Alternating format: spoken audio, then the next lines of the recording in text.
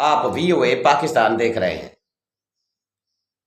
अहम तरीन खबरें हैं, आपके गोश गुजार करता हूं आगे चलकर। लेकिन आपसे मेरी वही गुजारिश कि मेरे चैनल को लाइक करें, सब्सक्राइब करें और कमेंट सेक्शन में अपनी राय का इजहार जरूर करें। तो आपका वक्त ज़ाय किए बगैर आपको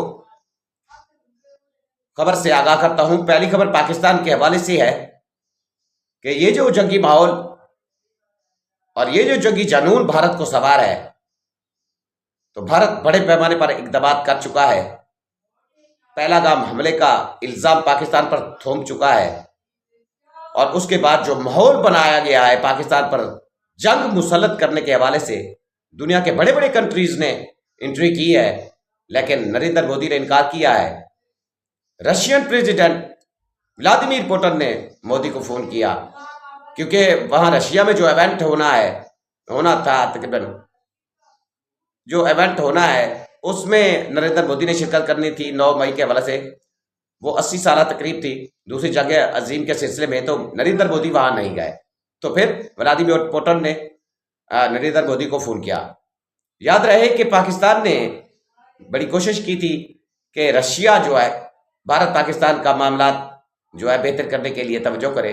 तो इस बारे में व्लादिमीर पुतिन ने जब मोदी को फोन किया तो उन्होंने कहा कि आप पाकिस्तान पर हमला ना करें। तो मोदी ने आगे से कहा कि हम आपकी रेस्पेक्ट करते हैं, इज्जत करते हैं, लेकिन इस बार जो दहशतगर्द हैं पहलगाम के और उनके जो हैंडलर हैं, अब हम जो है उनको छोड़ने वाले नहीं हैं, उन पर जंग करने जा रहे हैं। यानी नरेंद्र मोदी ने पहली बार इतनी स्ट्रॉन्ग प्रेसिडेंट की ऑफर को भी ठुकरा दिया। जयशंकर ने कहा कि ये जो दुनिया के कंट्रीज हमें भाषण दे रहे हैं, हमें किसी किस्म के भाषण की जरूरत नहीं है। यानी इंडिया चाहता है जिसने मेरे साथ करना है कर जाए, मैं किसी की नहीं मानता, मैं पाकिस्तान पे हमला करूंगा। तो बड़े पैमाने पर वो तैयारियां भी, मुलाकातें भी हो रही हैं। वहां पाकिस्तान का कल पानी भी उन्होंने रोका, चिनाब का। तो बड़े इकदाम भारत उठा रहा है। दूसरे जो भारत का राजस्थान और पंजाब साइड का एरिया है, वहां कंटोनमेंट ब्लैकआउट भी किया गया, यानी रैसल की गई। राफेल उनके तेजस उनके और सिखोई उनके वैसे राफेल यानी रैसल कर रहे हैं, मशके कर रहे हैं। एक जंगी माहौल है वहां। और रात जो था वो सायरन बजाया गया मुख्तलिफ इलाकों में, रियासतों में, शहरों में। एलओसी पर भी माहौल कशीदा है। बार बार भारत फायरिंग करता है, पाकिस्तान उसका जवाब देता है। बड़े पैमाने पर भारत को मुंह की खानी पड़ रही है। उनकी कई चौकियां तबाह हुई हैं, जो कैजुअलिटीज हुई हैं वो भी छुपाई जा रही हैं।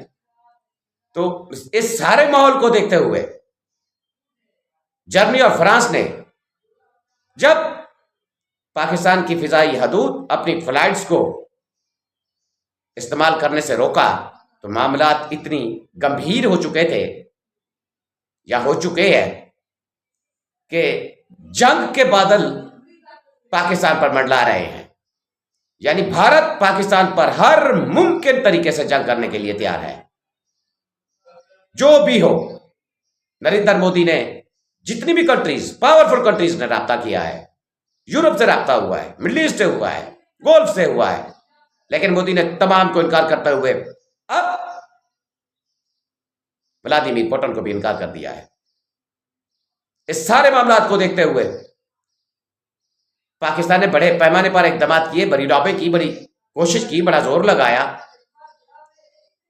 तो फिर पाकिस्तान की दरख्वास्त सलामती कौंसिल में, यानी इस मामले पर इजलास बुलाया जाए, तो सलामती कौंसिल का भी इजलास हुआ, वहां भी जो मामला हुए। लेकिन सबसे पहले जो अक़वाम मुत्तहिदा के सेक्रेटरी जनरल हैं एंटोनियो गुटेरेस, उन्होंने जो पैगाम जारी किया, उन्होंने कहा कि भारत पाकिस्तान के दरमियान इस वक्त जो कशीदा सूरत हाल है, 2 एटमी कंट्रीज हैं, मैं इनके दरमियान सुलह कराने के लिए तैयार हूं। यानी उन्होंने ऑफर दी और भारत को वाज़े कहा कि वो पाकिस्तान पर हमला ना करे।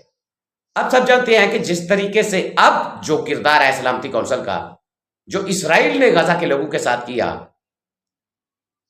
आप देखें कि उसमें उसने सलामती कौंसिल की धज्जियां उड़ा के रख दी।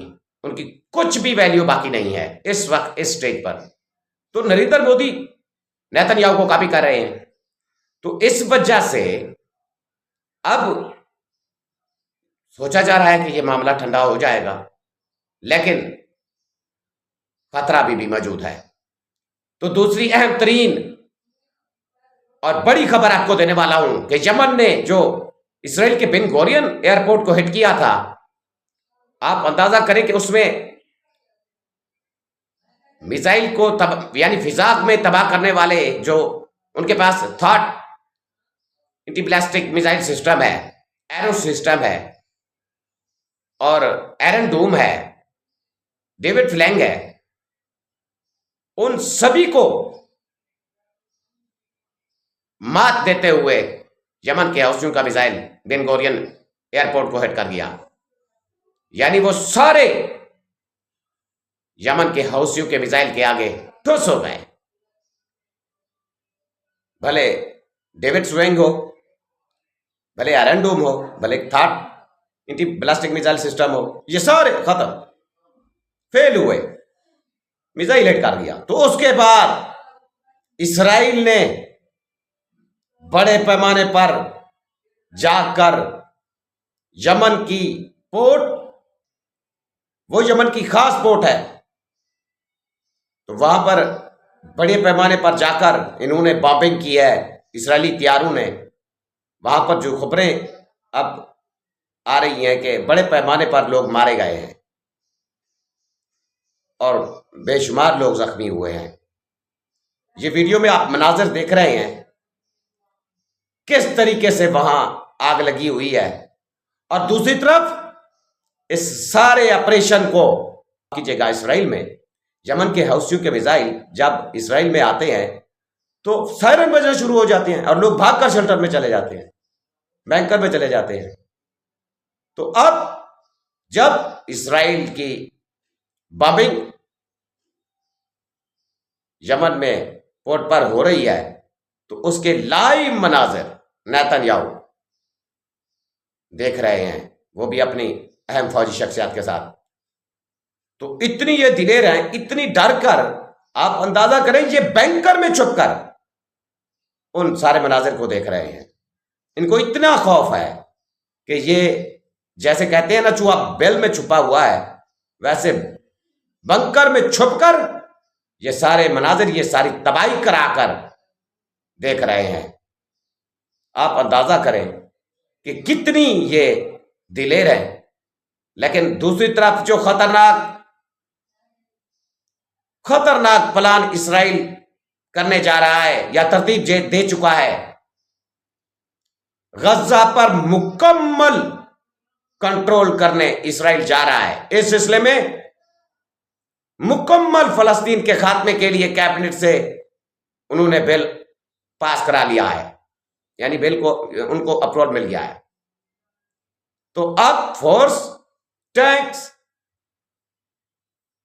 रेडी हो चुके हैं और ये किसी भी वक्त गजा के जो लोग इस वक्त 25-30 लाख बचे हुए हैं या इससे ज्यादा होंगे, उनको गजा से बिल्कुल निकालने के लिए तैयार हो गए हैं, उनको मारने के लिए तैयार हो गए हैं।